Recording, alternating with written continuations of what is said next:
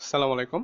আজকের lecture video থেকে আমরা প্রশ্নমালা 9.1 সমাধান করা শুরু করব, যেটা হচ্ছিল লিমিটের অঙ্কগুলো।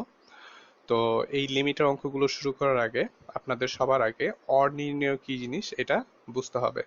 তো এটা বোঝার জন্য আমি একটি ভিডিও ক্রিয়েট করে রাখছি বা ভিডিও অলরেডি আপলোড করে দিছি। তো সেই ভিডিওটা আপনারা দেখে আসবেন। সেই ভিডিওর লিংক আমি আসলে ডেসক্রিপশন বক্সে দিয়ে রাখছি, ওইখান থেকে সর্বপ্রথমে ওইটা দেখে আসবেন, তারপর এখানে আবার শুরু করবেন। ওকে, আশা করছি ভিডিওটা দেখে আসছেন। তো এখন আমরা দেখব যে আসলে লিমিট বলতে আমরা কি বুঝি। ওকে, তো এটা বোঝার জন্য আমরা সর্বপ্রথমে এই কথাটুকু বা এখানে কিছু একটা লেখা আছে এটা পড়ার চেষ্টা করব এবং বোঝার চেষ্টা করব। তো আমরা পড়া অবস্থায় হয়তো নাও বুঝতে পারি, সমস্যা নাই। আমরা যখন এইখানে আসব তখন এগুলো বুঝে যাব। ওকে, তো এখানে বলা আছে একটি ফাংশনে এক্স হচ্ছে একটি চলক। ওকে, একটি ফাংশনে এক্স এর একটি নির্দিষ্ট মানের জন্য যদি ফাংশন অনির্ণয় হয়ে যায়, ওকে, এবং এক্স খুব কাছাকাছি মানের জন্য ফাংশনটি একটি নির্দিষ্ট মানের কাছাকাছি যেতে চায়, তাহলে এক্স খুব কাছাকাছি মানের জন্য ফাংশনটি যে মানের দিকে যেতে চায় লিমিটের মাধ্যমে সেই মানটি নির্ণয় করা হয়। ওকে, এখানে কিছু একটা জিনিস বলা আছে, তো আমরা এখন এটা বোঝার চেষ্টা করব এইগুলো সলভ করে করে। ওকে, তো এখানে একটি ফাংশনের কথা বলা আছে সর্বপ্রথমেই, তো আমরা এই ফাংশনটাকে এফ অফ এক্স এইটা ধরে নিলাম। ওকে, তো দেখেন এখানে প্রথম অবস্থায় কি বলা আছে, একটি ফাংশনে এক্স এর নির্দিষ্ট মানের জন্য যদি ফাংশন অনির্ণয় হয়ে যায়, ওকে, একটি নির্দিষ্ট মানের জন্য ফাংশনটি অনির্ণয় হয়ে যায়। তো আমাদের এই ফাংশনটির জন্য যদি সেই নির্দিষ্ট মানটি হয় এক্স ইকুয়াল টু, তাহলে আমাদের এখন দেখার বিষয় এই এক্স ইকুয়াল টু এর জন্য এই ফাংশনটি অনির্ণয় হয়ে যায় কিনা। ওকে, তো এখানে আমি এক্স এর জায়গায় যদি টু বসাই দিই, তাহলে দেখেন এখানে ক্যালকুলেট করে আমি 0/0 যেটা হচ্ছিল অনির্ণয় পেয়ে গেলাম। ওকে, তো আমাদের হচ্ছিল এই প্রথম অংশ কিন্তু স্যাটিসফাইড যে ফাংশনটি অনির্ণয় হয়ে যায়। ওকে, তো এখন দেখা যাক দ্বিতীয় অংশে কি বলা আছে, এক্স এর খুব কাছাকাছি কিছু মানের জন্য ফাংশনটি একটি নির্দিষ্ট মানের কাছাকাছি যেতে চায়। ওকে, তো এক্স এর খুব কাছাকাছি আমরা মান সিলেক্ট করি। এখানে দেখেন এক্স ছিল কত আমাদের, 2। তো 2 এর খুব কাছাকাছি এই পাশ দিয়ে আমরা চারটা মান সিলেক্ট করলাম এবং এই পাশ দিয়ে আমরা আবার চারটা মান সিলেক্ট করলাম। তো এই কাছাকাছি কিছু মানের জন্য আমরা দেখব যে এই ফাংশনে যদি বসাই তাহলে এটা আসলে কত হতে চায় বা কত এর কাছাকাছি যেতে চায় সেটাই বের করব। তো এটা বোঝার জন্য আমরা একটু নিচে খেয়াল করি, এই যে এখানে দেখেন 1.9 হলে, এক্স ইকুয়াল 1.9 হলে আমরা ফাংশনটিতে বসিয়ে যদি ক্যালকুলেট করি সেটা হচ্ছিল 2.9 পাওয়া যাচ্ছে, বা বলতে পারি এটা হচ্ছিল 3 এর কাছাকাছি। ওকে, যদি 1.99 যদি বসাই তাহলে কত পাবো, 2.99, এটাও 3 এর কাছাকাছি। তো আমি যদি এই বাকি দুইটার জন্য যদি চেক করি, এগুলো 3 এর কাছাকাছি পাওয়া যাবে।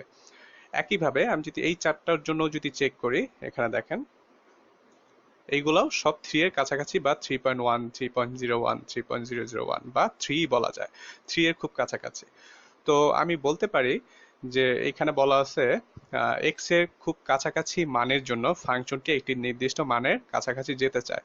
ওকে, তো এখানে দেখেন এক্স এর এই খুব কাছাকাছি মানের জন্য ফাংশনটি কত এর কাছাকাছি যেতে চায়, 3 এর কাছাকাছি যেতে চায় বা 3 হতে চায়। তো এটা গেল আমাদের দ্বিতীয় অংশ। তো এখন দেখা যাক তৃতীয় অংশে কি বলা আছে। তো এখানে বলা আছে তাহলে এক্স খুব কাছাকাছি মানের জন্য ফাংশনটি যে মানের দিকে যেতে চায় বা হতে চায় লিমিটের মাধ্যমে সেই মানটি নির্ণয় করা হয়। ওকে, তো এইখানে দেখেন আমরা তো এক্স ইকুয়াল টু এর জন্য তো আমরা কোনো মান পাই নাই বা অনির্ণয় পাইছিলাম। তো আমরা কি করছিলাম, তো এই টু এর খুব কাছাকাছি কিছু মানের জন্য চেক করা শুরু করছিলাম যে আসলে আমরা কত পেতে পারি বা কত এর কাছাকাছি যেতে চাই। তো আমরা সেটা কত পাইছিলাম, সেটা হচ্ছিল এই যে 3 পাইছিলাম, 3 এর খুব কাছাকাছি। তো আমরা বলতে পারি তাহলে লিমিটের মাধ্যমে আমরা এই তিনটাকেই নির্ণয় করি বা যেটার কাছাকাছি যেতে চাই। ঠিক আছে, এখন আমরা দেখব কিভাবে লিমিটের মান নির্ণয় করা যায়। ওকে, তো এখানে একটি প্রবলেম আছে। তো এইখানে আমি যদি সরাসরি এক্স এর বদলে যদি 2 বসাই দেই, এই 2টা যদি বসাই দেই তাহলে আমরা কি পাবো, ক্যালকুলেট করলে উপরেও 0 পাবো, নিচেও 0 পাবো। ওকে, তো যেটা আসলে কি অনির্ণয়। তো এই অবস্থায় তো আসলে এই 2টা বসানো যাচ্ছে না। তো আমাদের এইখানে আসলে কিছু একটা করে নিতে হবে। তো কি করে নিতে হবে সেটা একটু দেখি। তো এই পাশে সেটা করা হয়েছে। তো দেখেন উপরের অংশটা হচ্ছিল মিডল টার্ম করা যায়। তো এই যে আমি মিডল টার্ম করার পর এই অবস্থা হয়। তো এই অবস্থায় যদি আমি যদি এক্স এর বদলে যদি 2 বসাই দেই, তাহলেও কিন্তু আমি অর নির্ণয় পেয়ে যাচ্ছি। এই যে দেখেন এখানে আমি 2 বসাই দিছি, 2 বসাই দিয়ে 0/0 পাইছি। তো আসলে প্রবলেমটা কোথায়? তো প্রবলেমটা হচ্ছিল এখানে দেখেন আরো একটা কাটাকাটি যায় বা কাটাকাটি করা সম্ভব, x-2 তো এইটাকে যদি আমি যদি কাটাকাটি করে দিই তাহলে কেমন হয়? তাহলে এমন x+1।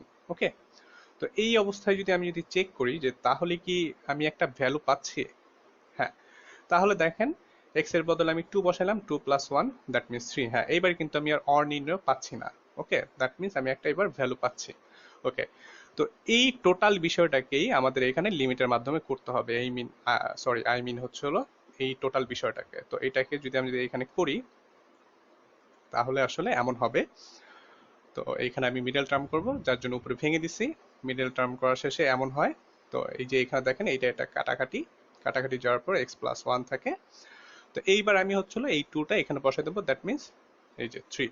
এটাই হচ্ছিল, এইভাবেই হচ্ছিল আমরা লিমিটের মান বের করব। আর এই ম্যাথগুলো করার সময় একটা বিষয় মাথায় রাখতে হবে যে এইটাকে আমার যে কোনোভাবেই উৎপাদকে বিশ্লেষণ করতে হবে। উৎপাদকে বিশ্লেষণ করার পর সেটা হচ্ছে হলো এই উপরে নিচে কিছু একটা মিল পাবেন। তো এই মিল পাওয়া অংশটা আমাদের কেটে দিতে হবে। তারপর যেটা থাকবে সেইখানে আমরা এই যে এক্স টেন্স টু যেই মানটা দেওয়া থাকবে সেটাকে বসায়া আমরা লিমিটের মানটা বের করে ফেলবো। 9.1 এর ম্যাথগুলোকে আমি 4টা ভাগে ভাগ করছি, আপনারা এখন একটু সেগুলো দেখে নিন।